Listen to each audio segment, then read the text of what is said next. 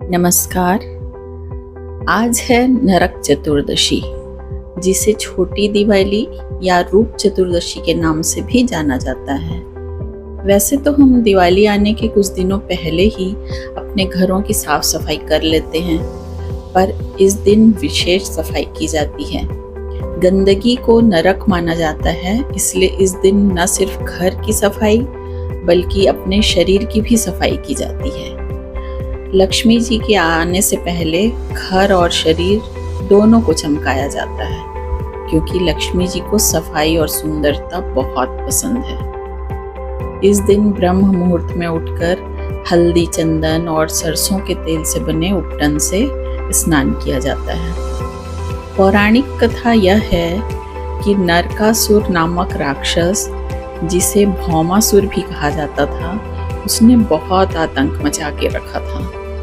देवताओं की कुछ चीज़ें वो छीन लेता था और इसके अलावा उसने राजाओं और आम लोगों की सुंदर स्त्रियों और पुत्रियों का अपहरण करके उनको बंदी बना लिया था।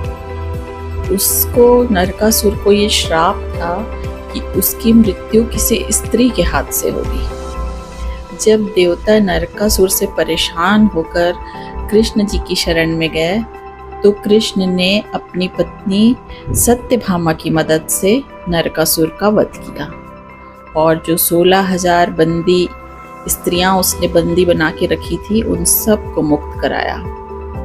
मरने से पहले नरकासुर ने सत्यभामा से वरदान मांगा था कि सभी लोग उसकी मृत्यु के बाद रंग बिरंगी रोशनी कर खुशी मनाएं।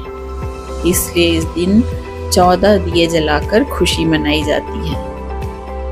यमराज को नरक का राजा माना जाता है, इसलिए इस दिन यमराज के नाम से भी दीपक जलाकर घर के मुख्य द्वार पर रखा जाता है, जिससे अकाल मृत्यु का भय दूर होता है।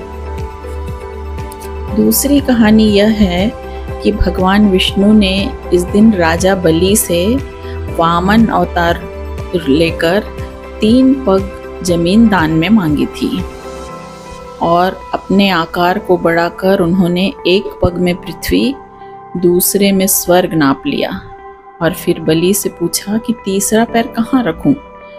बलि अपनी दानशीलता के लिए प्रसिद्ध था, तो वो वामन को कैसे मना कर सकता था।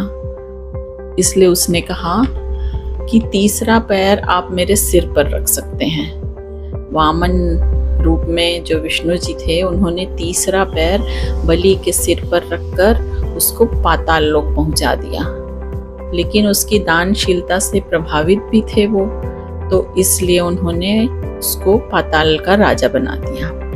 इसलिए कुछ जगहों पर, विशेषकर दक्षिण भारत में, इस दिन भगवान के वामन रूप की पूजा की जाती है।